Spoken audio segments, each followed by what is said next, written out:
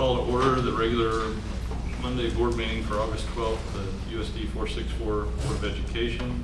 If you would, please join me in the Pledge of Allegiance. I pledge allegiance to the flag of the United States of America and to the republic for which it stands, one nation, under God, indivisible, with liberty and justice for all. All right, first up on the agenda is Facilities and Grounds update. Mr. Loomis. Just can you approve the agenda? What, I'm sorry. We got them back. We didn't have that on here. You don't have to sit down. No, you're all right. You're good. Is there a motion to approve the agenda? I make a motion to approve the agenda. For a second? Second. All in favor, say aye. Oh, and I got a call. I messed up. I didn't call Shelley either.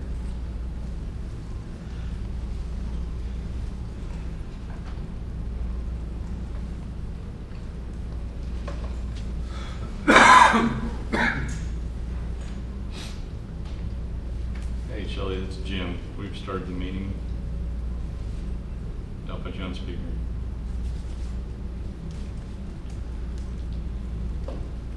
Can you hear us?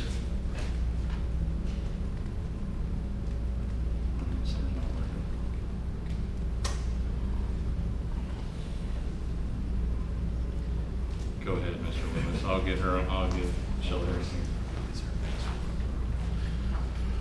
So just a quick update. I'm kind of going to start at the high school. I met with ATG this afternoon to go over kind of the final stages of what we're finishing up as far as the field goes, and covering our bases before they're completely out of here. They got a couple minor things they need to clean up as far as the old goalposts still kind of sticking out of the ground, a couple fuel tanks and things like that they got to get out of here. They are going to be back before the 23rd of August, before our kickoff night, to do their testing of the field. My understanding is it's got to settle a little bit, and then they'll come out and do whatever their final test is, just to make sure everything's okay, as well as deliver our sweep machine so we can groom and take care of the field. I touched base with him a little bit on some of the concern areas with the track, so he's looked at those. We made that apparent to them, so he's going to take a look at that. So everything seems to be plenty on schedule as far as their end, and they got a plan to hopefully get everything finalized here, obviously, before we get going on it towards the end of this month. Everything else out there, we got a lot of plans as far as just a general facelift for that whole property area out there. I was kind of hoping it'd cool off a little bit, but obviously this week's going to make it a little tough as far as the landscaping and whatnot. But there is a plan in my head for all that, as far as tidying up the grass, adding some flower beds and things like that, just to give it a little more curb appeal as far as what we're doing out there on the football field. But pretty confident in what we got going on that end. We've got some bid on gravel to get delivered to turn the bowl into some extra parking, and going to look at being able to gravel over all that dirt they dug out of there to give us about 12 to 15 feet in off the street. So instead of cars being parallel parked there, we can actually turn in a little bit. So we'll look at doing some things with that. The parking lots here and a little bit there.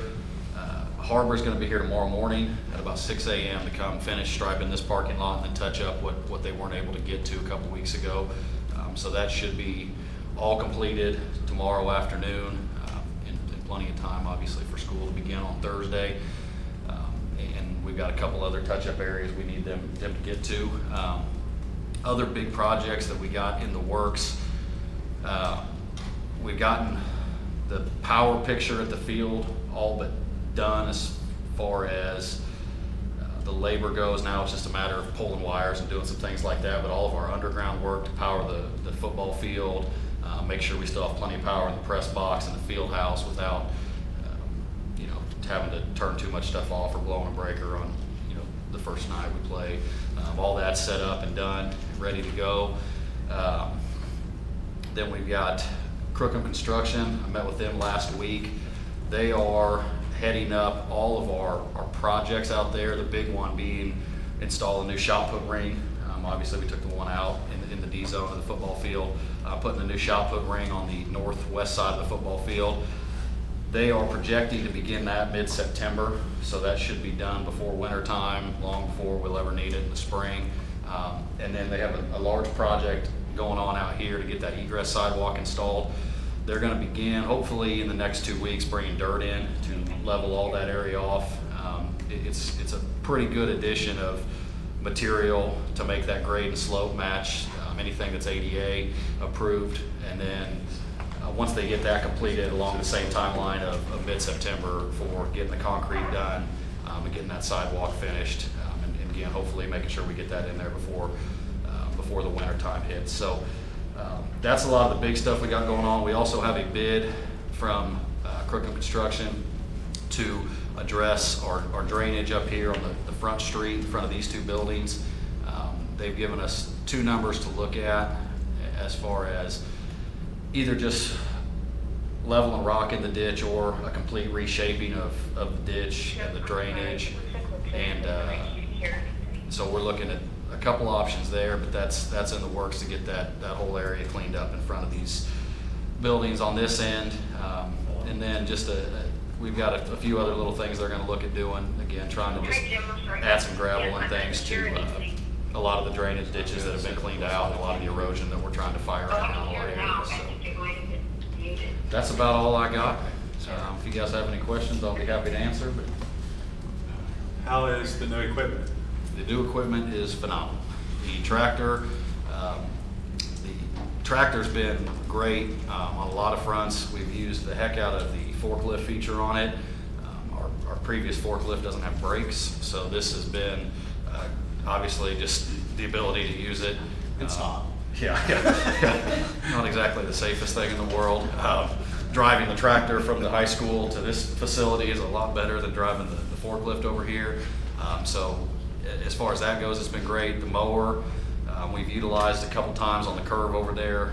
I think it looks as good as it can. It's pretty efficient. It takes about 2 hours the day I did it. They're going to try to get over this week and start on some of this area and kind of explore where we're at with what we can do over here. But yeah, it's been really good on the ground side of things.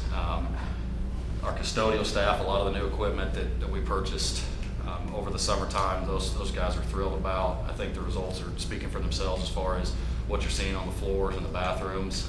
That's been a big point of emphasis going back early this week, but utilizing some of that machinery, it's been well worth the investment. Heard a lot of positive comments about it, so good job.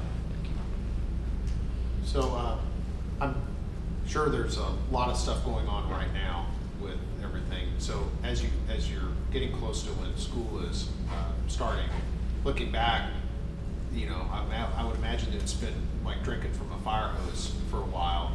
You know, what do you think you'd say? Hey, okay, for next year, I'm going to approach it maybe a little differently, or I want to schedule a lot this much time.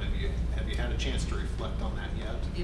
Probably a little bit. I got a much better understanding of what goes on in the summer now. Yeah. As far as it's not something I've ever had my fingers in or even been around the buildings a whole lot. So I think just our custodial staff did an absolute bang-up job this year because there was very little direction on my end as far as what they were doing. I think they understood that having, you know, obviously we want to do things and do them as well as we can. We got that point across, but I had to lean pretty heavily on them as far as making a plan. Our lead custodians in all our buildings did a really nice job of just taking control of that. So I think going into next year, being able to itemize that timeline a little better in my mind will give me, you know, an opportunity to maybe address some more.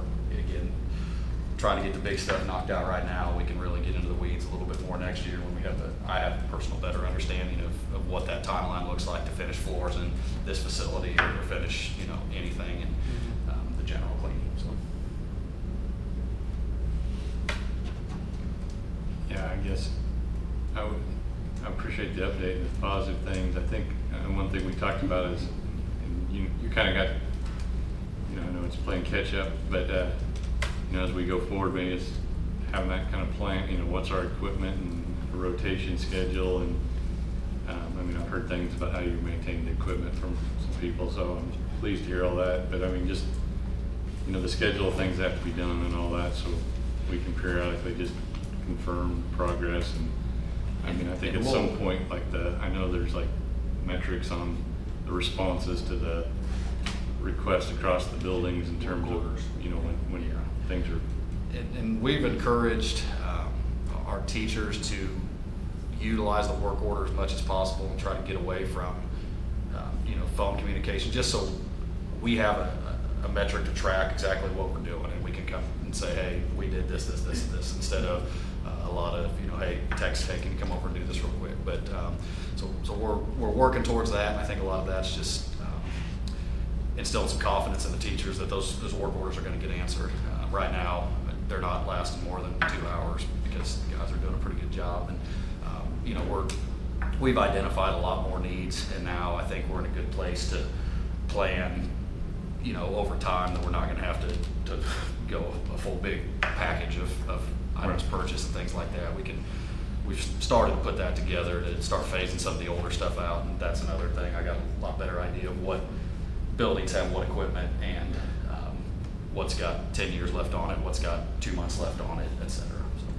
Yeah, with the vote next month, and there's a lot of focus on the facility side of things, and so a lot of eyeballs on, hey, okay, how are we taking care of what we already have, right? So the work order thing, I think, would really help in understanding, okay, you know, I'm just imagining a list, right, of, hey, here's our things that we've knocked off the list, right? So there's always going to be stuff added to the list, so that there's visibility to the broader community as far as, okay, here's the progress we're making, and just like your house, there's always something on the list, and sometimes it gets pushed down to the bottom because it's not prioritized, or, you know, it's not needed yet. But just to show that activity, and for you and your folks, and to be recognized for the effort that you've all made. Just for the board, what I've tried to do is pass along some of the compliments that the staff has received to Mitch. And I know you're sharing it with it could be the facilities, it could be the custodial. We're getting, you know, notes from patrons in the community that visually see improvements. The teaching staff has, you know, sent compliments. A lot of it is on being attentive to those work orders. Yeah. I mean, it means a lot to them. You know, it's not just being ignored. So, got a lot of that going on, and so we pass that along, and I know you pass that along to your staff. The communication's been outstanding. So, really appreciate it. Any other questions or anything? Keep up the good work. Thank you. Thank you. Thank you, Mitch. Lori, you'd like to give us an update on the budget? Yes. So I'm gonna pass out, as you all know, we published a budget in the paper, and since then we, I think, all kind of decided and agreed that if we could get that total mill rate down a little, it would be better. The original published, so I'm giving you the original published budget and then the updated recommendation. So you can kind of see it side by side. I highlighted the changes on the original budget that we published. It was the LOB that had a 12.706 mill rate, which made the total, if you can see down at the bottom, 60.876. That was about 4/10 higher than last year for the total mill rate, and we weren't totally comfortable with that. So we made some changes. So if you look at the updated budget, we were able to lower that LOB so that the total mill rate is 60.343, which is just a little bit lower than last year's. So the goal was to keep it flat or even a little bit lower, and that's what we were able to do. The way we were able to do that was, and we got some advice from Greenbush, the CFO there recommended that we budget a transfer from our contingency fund of $60,000 into the LOB. Now, by doing that, it lowered that mill levy. Our hope is that we can be fiscally responsible and that we won't have to do that transfer. Just because we budget it doesn't mean it has to happen. So at the end of the year, hopefully, or maybe we do part of it. We can, but by doing that, and we have contingency if we do need to do that. But we thought that was the way to go, and it was important to get that mill rate flat with last year. So, yeah, do you have questions? What were the big items in the budget, like student growth? We put flat numbers in there. We didn't. Oh, I see. You're We saying. didn't project growth No, we didn't. into our numbers. So if we have, I guess my understanding is we have to publish numbers on expenses, and that's the maximum we can spend during the year, or we have to republish a budget. That's not necessarily the dollar we plan to spend, it's kind of a worst Oh, case. so you're talking about, like, if you Well, look and- at the columns, the 17-18 actual expenditures, the Right. 18-19 actual expenditures, and then the proposed expenditures for 19-20. I think what you're asking is they're higher. We're going with a little bit, I don't know if it's not a different method, but we've talked and discussed with, actually KSDE recommended that we budget more of our cash just to have the spending authority. Doesn't mean we plan on spending it or are gonna spend it, but they recommend it in the case of an emergency or some sort of, something go on that's not planned, we would have that spending authority. So those numbers are higher, but we're just giving spending authority there. Doesn't mean it's all gonna be spent or that we plan to spend it. Now, were you referring to like Well, our? a little of both. Okay, I okay. mean, there's the revenue side of it, and there's Right. the expense So, side of it. We right. only control, Right. we get funding from the state, and then we got the property tax And then portion. and then the state aid. And so in the open page, we kept it as the same as the previous year. So one thing I learned that I thought was interesting was with the valuations going up, actually our state aid goes down a little. Mhm. Because, and I didn't really, I learned a lot, obviously, this year. But that was one of the things that the revenue is affected. I didn't think about that. We look at, valuations are up and we're getting all this money, but actually then state aid goes down a little, so. We move relative to other people in the state, is that kind of how it works, as Yeah. your rank, or I think however you want to say Right, it? yeah, The wealthier the district, the less state aid they get. yeah, they post every school district's state aid formula, and that's what you plug into your budget line. So when you say a little bit, define that. What's that really mean? By what? A little bit. The state aid difference? Oh, yeah, the state aid. So it decreases by, I don't have that information, but I can certainly get that. for you. it's significant or it's just? I don't think it's a thing? significant. I feel like it's kind of a balancing, it just kind of balances. It was nice that valuations went up. I think the thing that will make a difference is gonna be our enrollment. We were real conservative with our estimates, but it will be really nice if the enrollment's up this year, which It'll help us sounds out. like it will be, but we'll see. Do we have it, when will we have that? Well, the final numbers won't be till September 20th. Okay. But probably we'll have a better idea in the next couple of weeks. September 20th is the official count date. Right. But we run the report after that because it's like your snapshot day, so it'll take a few days after that to sort it out. Yeah, it's hard to say. We have a lot of new students, but then we have to see how many students did we lose? We have a large senior class Yeah. that left. That was a big Yes, we senior class. graduated more than Mhm. probably kindergarten class coming in. Our sixth grade class is pushing 180 kids. So, you talked about budgeting that $60,000 transfer. Was that into LOB? Yes. So what type of scenarios or things happen that would pull out of that particular line item? Contingency. That's the. It would be your emergency fund. It would have to Okay. be something, it would be a major a fail in a roof, Okay. or, I mean, it would be Well, pretty and significant. tell me if I'm wrong, my understanding was that by transferring that 60,000, or by budgeting that 60,000 from contingency, that's how we were able to lower the mill rate. Right. I mean, And it doesn't go to any particular fund, the budget's already allocated based on it would go to LOB. each. It would go, yeah. Yeah, from contingency into LOB. So you have that flexibility. Mhm. Yes, Okay. because by all figures, we'll need that to make it work, to have Right. that lower mill rate. But we can cut. As a Yeah, we can be- percentage of that, so that 60,000 accounted for what percentage of that? So was it a pretty small percentage of our contingency, just to tweak that to make that? Yeah, I have Contingency is to- around I don't have it in It's front of me. four. Is it around 400,000. 400,000? Let's see if it's on here. Contingency reserve.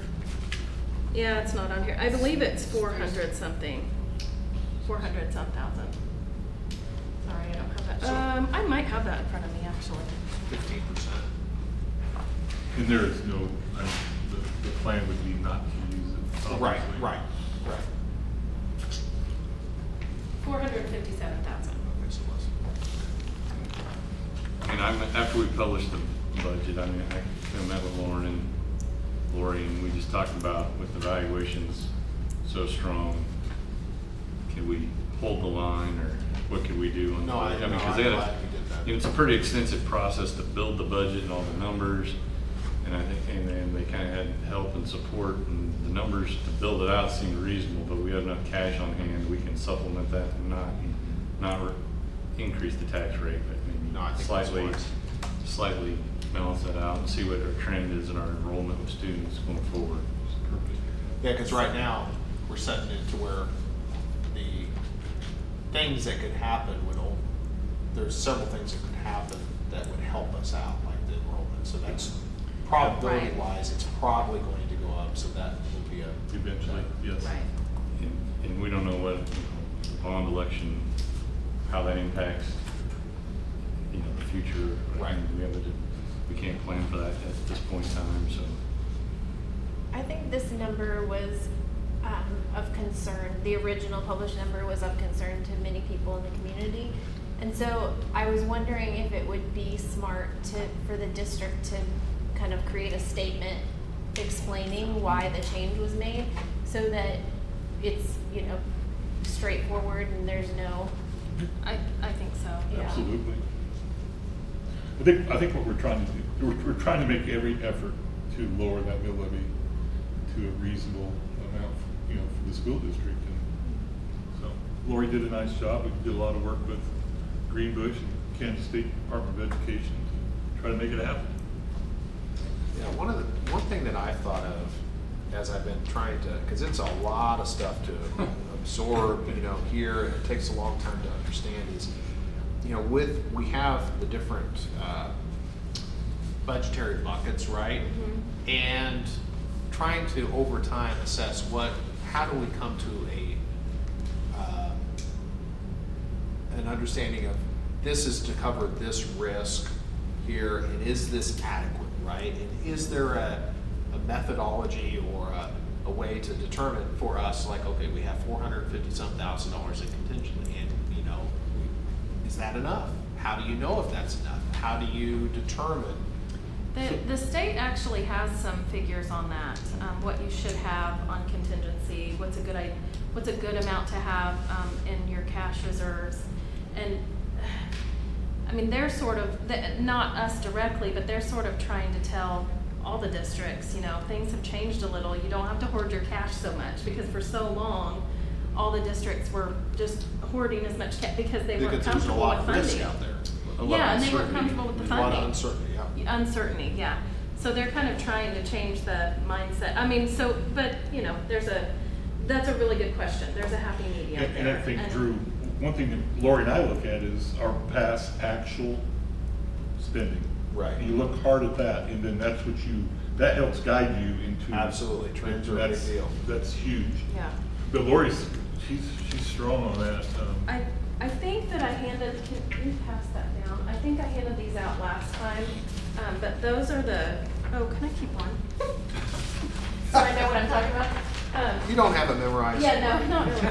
These are the last 3 years' cash balances. So for those of you that like to see trends, sometimes that's kind of nice. In each fund. So you can see, like, our capital outlay has a good cash balance. I say good. I mean, we can delve into that more probably, like what percentage it should be, but I feel like that's a healthy cash balance. You guys did just hear about all the things that were, you know, all the improvements we're making and all this. So I would predict that cash balance decreasing for the next July of 2020. But you can see that kind of our goal is to try to keep those at least level in each of those funds, if not adding a little, kind of depending on the fund. Right, because what I'd like to do is to be transparent and here is what our target is, here is why that is our target.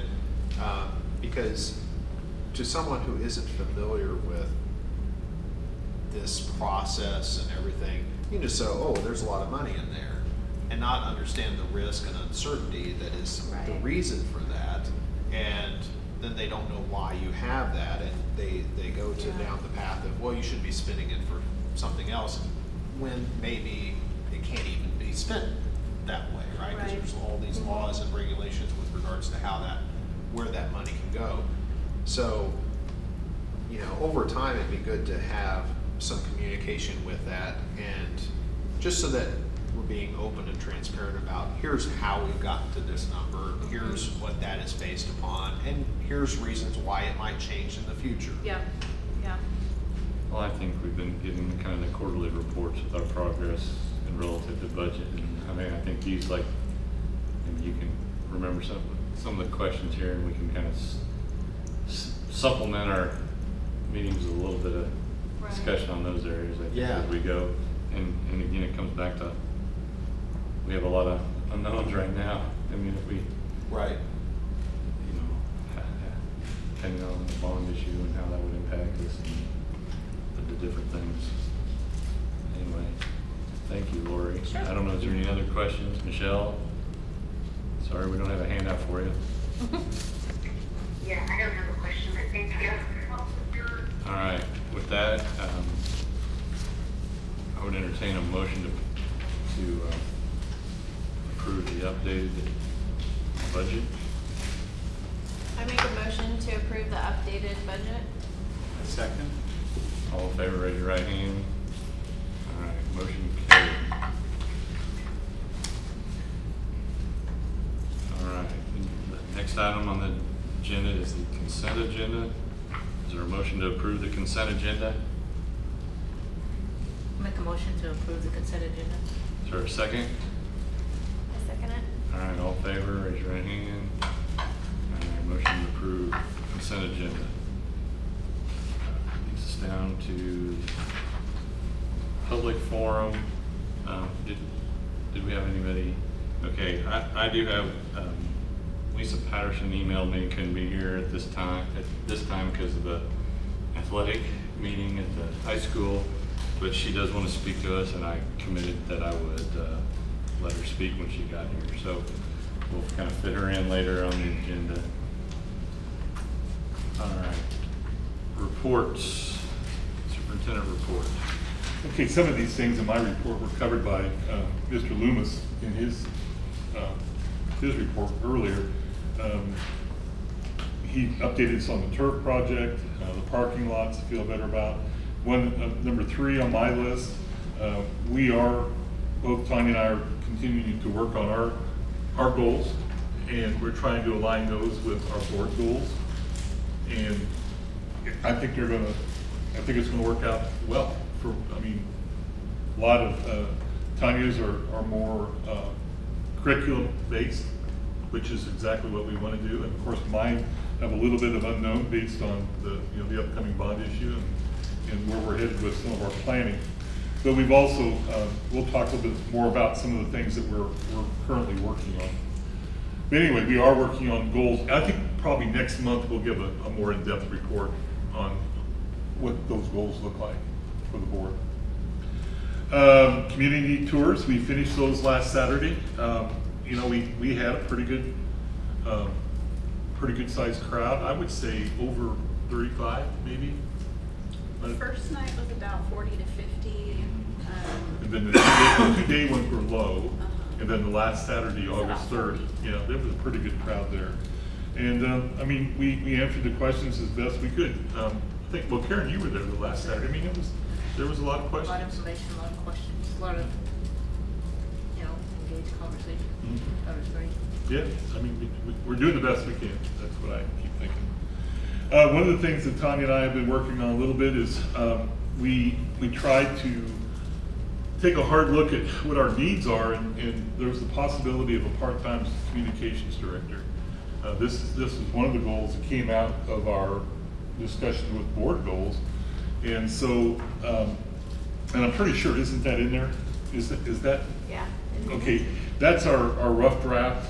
We haven't gone any further with that.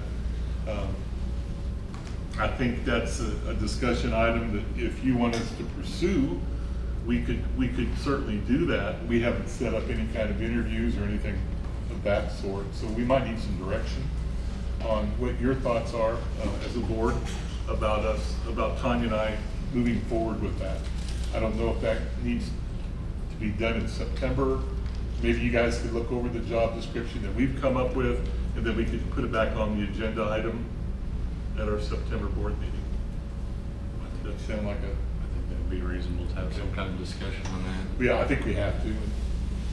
So that's kind of where we're going there. I would like to let you know that kind of would like to go to the AASA National Convention in February. I am one of the delegates for KSSA, which is, I mean, it's a nice honor, but I didn't go last year, but I would like to go this year, and just kind of letting you know that it's kind of my plans as far as signing up for it and making arrangements. I would say, just to let the other board members know that we asked Mr. Feldkamp not to fit in last year. We had just hired him, and I think we had a pretty heavy load that we put on him when he got here. So anyway, I guess I don't know if that would be a action item or if you just. It typically isn't even an action item. It's just I would just always let you know if I'm going to go to a national event. I would never sign up for it without doing that. So, but that is one of the things I would like to do in February. And then we went over the budget hearing, and then there's a little bit of information I have here on the driver's education fund balance, and there's a recommendation down here for us to have an action item of purchasing a driver's ed car, and then we can talk about that.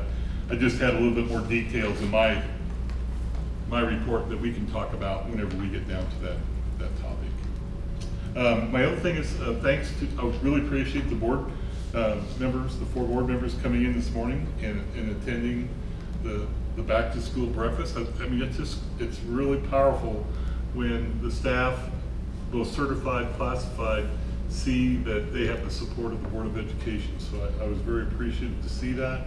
Jim gave a very nice welcome back message. Received a standing ovation. Did I? No.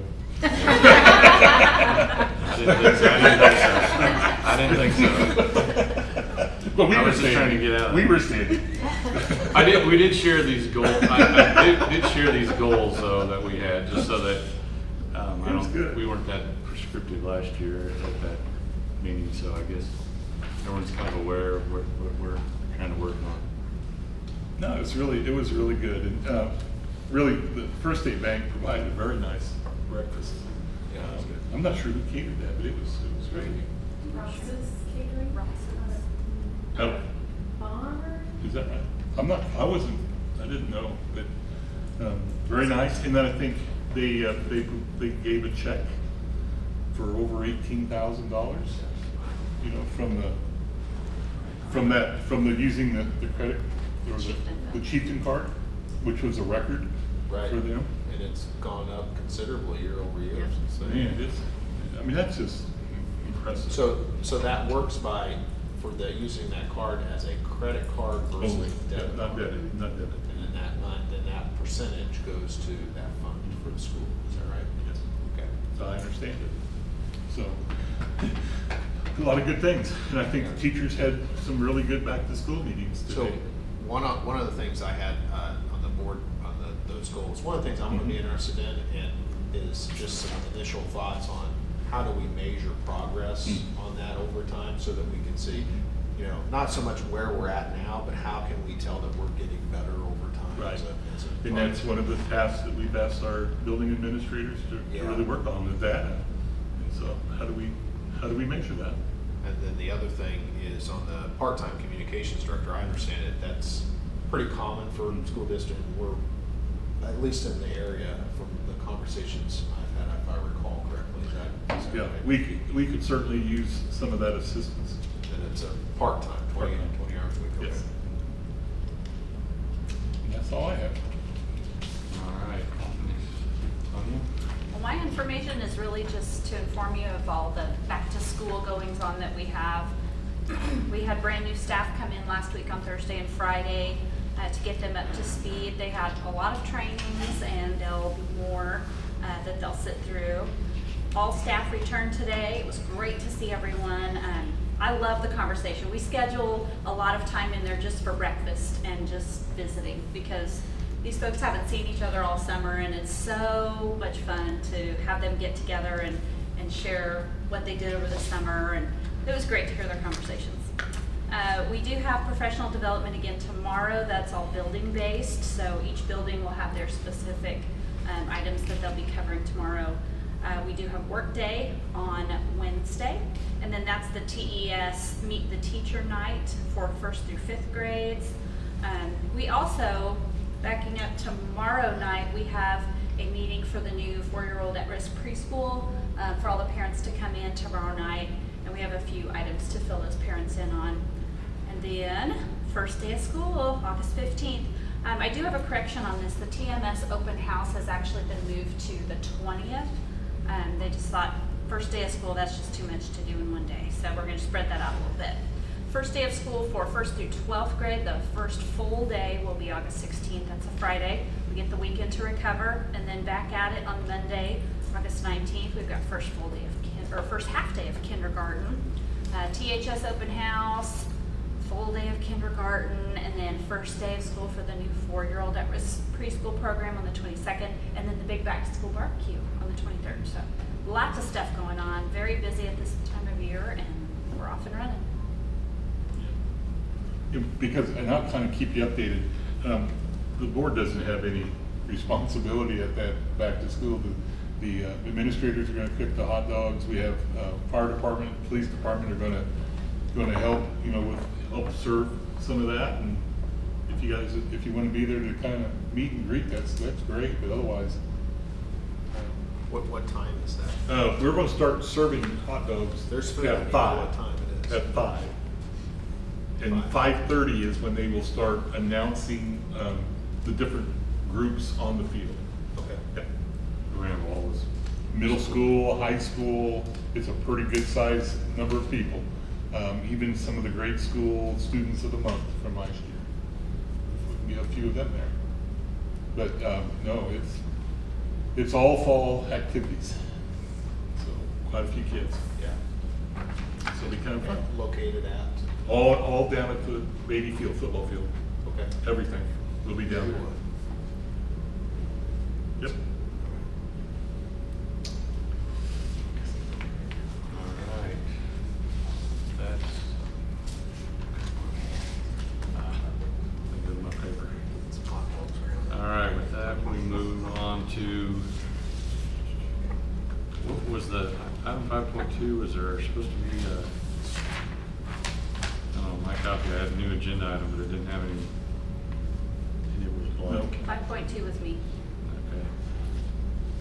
Something like that. All right, action items. Item 6.1, approve the driver's education purchase. You want to give us a little more Yeah, detail? and I'm kind of using my Friday notes to give you a little more information. It was recommended by KSD through our budget review that we seriously look at spending down some of our cash balances in driver's education, and we had $54,557. Dale Dennis and Greg Newswander thought maybe, you know, one of the best ways to do that he said, are you guys in need of a driver's education car? And it would really help if we could have that third vehicle.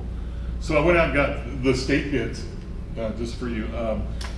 Ed Bozarth Chevy in Topeka has the state bid, and if you're wondering why we didn't get, like Lawrence, I called Lawrence, and they don't mess with the state bids at all. So they just don't, they're not given a state bid. So their state bid is a 2019 Impala, which of course is a full-size vehicle. They have them in stock. They're all the same color. They're kind of a darker gray. And then the total price was the $20,787, unless you want to add some things. Now I'm going to tell you, adding things is like spare tires, an extra key, those kind of things. There's usually about 2 or 3 things. Shawnee Mission Ford, we call them because that's generally where we get all of our vans and Ford products from. Their bid is a mid-size car, a 2020 Fusion. They don't have any in stock. It would have to be ordered. And the total price was $17,054. And just so you know, that the MSRP on the Fusion is $22,804. So you can see there's about a $4,500 discount on the bid. And the Impala, the MSRP is $28,020. So this kind of gives you an idea of what the state bid looks like and what the government bid, or the city bid, I think they called it at Shawnee Mission Ford. The difference, I really don't have a strong recommendation, besides the fact I'm a Chevy person. Safety ratings and everything. Oh, yeah. Consistent with the 5-star type. Yes, these are your most common, both the Impala and the Fusion are your cars that government, city, they all run. I have a few questions. Mhm. So one, what are the other 2 vehicles that students drive? Are they Fusions. Oh, they're Fusions. They're both Ford Fusions. Okay, Yes. and then is the insurance different on a Fusion versus an Impala? I don't know that. I don't think so. No. I really couldn't give I couldn't give a good answer on that. I would say it would be, if it's higher because of the higher cost, it would be minimal. Right. They're very similar in the fact that there's always 2 or 3 little add-ons if you want them. Could be floor mats, it could be a spare tire, the extra key, how many extra keys you want. Well, so is there add-ons for it to become a driver's ed car? And we have all that. I mean, as far as the pedals, Right, yes, pedals. yes, we have all that. This is silly, I should know this, but I don't. So is a mid-sized vehicle and full-size vehicle, are you talking 4 passengers to 6 passengers? No, just a larger vehicle. Just They're a little wider, a little longer, a little more backseat room. Trunk space. Yes, trunk space. Probably a little, I'm just talking, maybe a little bigger engine. Probably the Chevy has a 5.3, I'm guessing. I don't know that much about the Fords, but I think the gas mileage is very, very similar. It's just, you're looking at just a smaller vehicle versus a larger. The other thing you're looking at is, with the Fusion, you're getting a brand new car, but you'd have to order it, so it might be October before it arrives, and then Ed Bozarth's there on hand. We use these cars more than just for. Yes. I mean, Now, just for- during the summer, they would be dedicated driver's ed. The new one would have to be dedicated driver's ed. You just can't say you were buying it and then not use it. So But then when it's not driver's ed, then we take the brake pedals out, and it's used by staff, just like the vans and any other vehicle. well, So are we- personally, oh, go ahead. So are we gonna retire one of these other cars? We could really keep it. They're both in pretty good shape. The gray car is getting a little bit more beat up. It got hit again this summer. It got backed into not by our people. Somebody else backed into us for the second year in a row. We're getting close to 90,000 miles. It's in the 80s. It'll definitely go another year before we take a look. I wouldn't trade anything in at this point. Might be my recommendation. And so it's up to you. I think the better value might be the Chevy, just value. But then again, Tanya mentioned maybe having all 3 cars the same size. I don't know if that's an advantage for the drivers. I was just wondering if it's utilized like if teachers or, you know, other staff members utilize the car to go to different Yes, places, they maybe a bigger vehicle would be more comfortable for them. It would be when more they're comfortable. driving. I guarantee you it would be more comfortable. They're both pretty close on safety ratings, so the Fusion's rated a little bit higher. So, and I would imagine the If it- mileage, I mean, it's a bigger car, you would expect that the Impala's gonna get a little bit lower. Usually the Impalas, they average around 26 to 27. Fusions are right in that same level. So, Shelley, I was just trying to figure out which one that Lauren was trying to say he guaranteed was more comfortable than the other. the Chevy Impala is a larger vehicle, it has more legroom. It would be a more comfortable vehicle than the Fusion, just passenger comfort. The Impala has a higher reliability rating for that year than the Fusion. I guess I don't know if this helps, I would probably recommend we go with the Impala, but I think it's a better value. That's my 2 cents, but I mean, did you have something to add on that, Shelley? Okay. Is there any other discussions or emotion? I mean, it seems to me that the, might not hurt to have a little different car, or, I mean, it's a little more money, but, This is Shelley, which one's least expensive of the two? sorry, what was that? the Ford Focus is, Fusion. Fusion is 17,000, and the Impala is 20,787. Oh, I mean, then I would have to say, my thought is go with the Ford, because that's a significant price difference in my opinion. Yeah, I don't know if they're equivalent vehicles. I mean, if you want the larger car, that's, I think where everything else is pretty close. It matters. I would entertain a motion. I think we can probably toss this around. Well, based on the fact that staff would be utilizing it for other uses, and I think it'd be more comfortable for them to drive a bigger vehicle, and just personally, I think the more metal around you is safer too, but the safety ratings maybe don't support that random thought of mine, but I would make a motion to approve the Impala. Is there a second? A second. Any discussion? If not, 20% price difference. So, it's, all in favor of the motion to purchase the Impala, please raise your right hand. Can you state what the motion is? I couldn't hear Sorry, it. the motion is to approve the purchase of the Impala, and it's been moved and seconded. All in favor, raise your right hand. There's 4 votes for. Shelley, your vote? Shelley? Sorry, I didn't hear you, I apologize. There was 4 votes for in favor of the Impala. I was just asking your vote for the record. Oh, then I'm a no for the Impala because it looks more expensive. Thank Okay. you. Yeah. All right, Drew?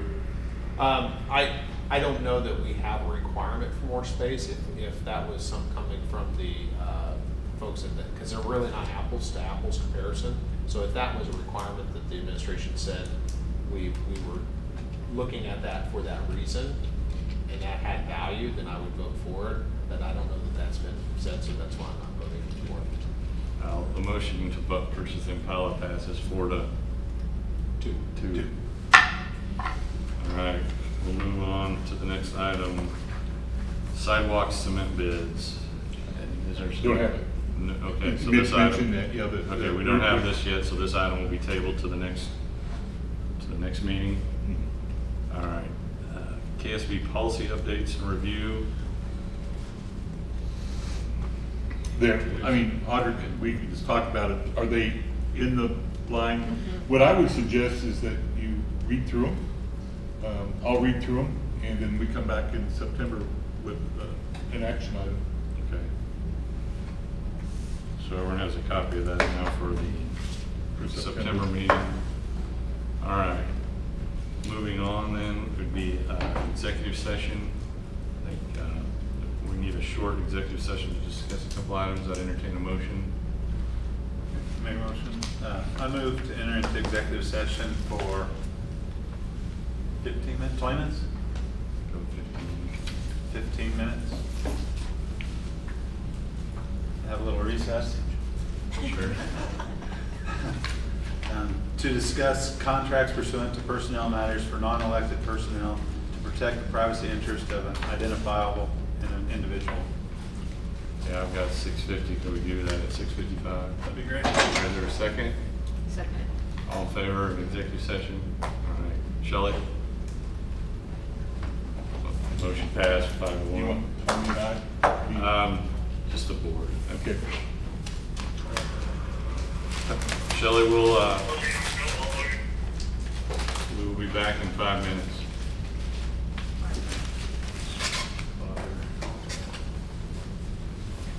All right, we'll call the meeting to order following executive session.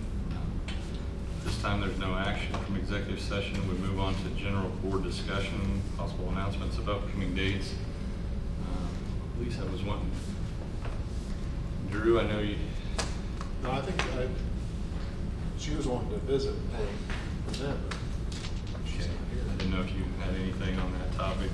There's been some more questions, I guess, about the homecoming and the calendar and some different things, and there's some correspondence going on with Lauren. She just had some questions she wanted to ask and coordinate. But if she's not here, Yeah, we're gonna have to probably move on. Yeah, her biggest thing was just the timing of that, so that it didn't go into the next cycle, so that Right. it wasn't addressed, right? Well- So, and I think there was an email from her in June, and so she was just wanting to understand the timing of everything. The one thing that Tanya and I have talked about is that the homecoming activities are not a calendar committee item per se. And I want to go into this too far. Now, there is a half-day Right. issue that the calendar committee does work with, but all the activities are through student council, student-driven, and, I mean, that's not done by any of the calendar. Yeah, the feedback that I've heard from folks is, is there an opportunity to increase the engagement of the students and students primarily that aren't in the high school, and maybe the parents as well. So, previously, I believe that, it was during the school day, the activities were done, but the schools remained in session. And that was when the elementary school was down, off of 4th Street. And they did the parade came by the elementary school after the pep rally, right? So the pep rally happened and then the students came out Before the pep afterwards. rally. It was after the pep rally. Was it after the pep Yes. rally? Yeah. So it was after, because they would do the pep rally, then they'd go down and the students could see it, and the middle school would walk down there. And I understand that there's I suspect that there's the challenges of middle schoolers walking around and trying to maintain some control there and making sure everybody's doing what they should be doing, and some challenges there. But there's been some ideas about, well, could you change the parade route to where you didn't let school out, but then the parade route would, could start over by the nursing home and route around, and the students would be right there and could experience that, and still wouldn't have to be a part of the homecoming activities, because middle school has their own activities. Am I right? They have some activities They that have day. Spirit Week, I think. Spirit Week that week, So or does elementary. They both buildings have spirit. yep. And then another idea was, well, what if you had the scheduled those activities or the parade and that kind of stuff in the evening, right? So that you have the parents, you could maybe dismiss school, it'd be after school, but then have that engagement there. And there may be some confusion about who's responsible for what aspects of the planning, because I would imagine the student council isn't responsible for deciding whether or not school's out of session or not, or working with the city on parade routes, or they're focused on what activities are happening during that time, given some constraints on schedule and time and that kind of thing, I would assume. So, given that feedback from some folks within the community and, parents and that kind of stuff, is there an opportunity to address that and still meet because the administration, I'm sure, is concerned about safety and security, making sure that things are, you know, that you have the staff available for oversight, Supervision. all that kind of stuff. And at this point, my perspective is, can we at least have the conversation so that those different people are heard and talked Well, to? what I would suggest is Tanya and I will visit with Mr. Farrar, and I have not visited with student council or the sponsor, you know, where they're at. I don't know that much about the history, you know, how long they've been doing it this way, which I'm guessing 5 or 6 years. I don't know. As long as I can remember, the parade went downtown, they had a pep rally, and then went around. So for the last 30 years, more than that. At least 30. Yeah, at least 30. So And then it wasn't until we got here that Right. everything has kind of changed. So what I would say through is, we'll have the conversation and certainly not just brush it under the rug, and we'll. Yeah, I we'll think take the a main look thing at is, it. let's hear what people's concerns are and say, because the big concern is, hey, if we let school out and send everybody home, you know, because the homecoming is about school spirit, engagement, and if you send folks home, then you're limited to, with regards to who can actually attend and be engaged into that. You know, which is an important, really important part of that's a pretty important part. We thought we made some good steps last year. The homecoming candidates really enjoyed meeting the middle school and the grade school kids in a little pep rally here. That went over very well. I assume that'll be the plan again this Yes, year. absolutely. With the It drum was- line and the. I thought it was fantastic, but Well, and it could be, hey, there's an administrative, hey, we're concerned for these reasons, and this is why we're going this way, and just so that everybody knows, hey, here's the constraints, and at this point in time, here's why. I think that's a good point. I'm all about school spirit. I mean, I don't know. I think that, I mean, I guess I would ask, like, if it was that way for 30 plus years or whatever, and now it's different, do you feel like the participation is the same, or do you feel like it's a lot less, or the, From my perspective, I would say it's just the location of the elementary school. Those are the kids that are missing out. and then I mean, the middle? right, in the middle school. So do you think that it's like But I don't know how you would change a route to configure and include everybody. Be tough. Safely. Right. That would be tough. Well, I know she's inquired before, and some things were kind of set for a couple of years, so I know it'll, maybe this year when they get back in session, have a little bit of conversation on that, but. We'll certainly have that So conversation. it can't, I mean, is it true that it can't change for this year? I would not change it. So the Yeah, discussion would continue so that we, like, the people that are concerned about it wouldn't miss addressing the issue for next year. So I guess then the question is, what is the deadline? So because I don't believe that the experience for the elementary and the middle school students will not change if on the calendar it's a half day. Because even for my kids, where I have the ability to bring them back into town, when they go home, like for me to, you know, like then you pack them up and you bring them into town, and then you know what happens is that I end up picking up 20 other kids because they don't have a ride. So that's the truth. And then, you know, then you're like, okay, well, you're responsible for those people, but also the thing for me is the coolest about the parade is that my children that have, you know, if they happen to know some of the older kids and they go by on the float, or even some coaches, you know, some of the coaches will jump off the float and come over and say, oh yeah, they knew him from camp or whatever, and they'll give them candy, or you know, they'll wave to the older kid on the float, and their faces are lit up because they're so excited because those are their role models, right? So when you take that away from those kids, I mean, it kind of is a big deal, because I don't know. I mean, that's a huge community thing. And anyway, but the calendar is set for this year and next year, right? No. So the calendar. This is the second year of the. Okay, so this is the second year. So what is the date that Okay. decision has to be made by? We wouldn't start working on the calendar until after the first of the year, or even will be for December, maybe? We can set it whenever we want. Yeah. It'll be, knowing that this is a topic vote of on it. discussion.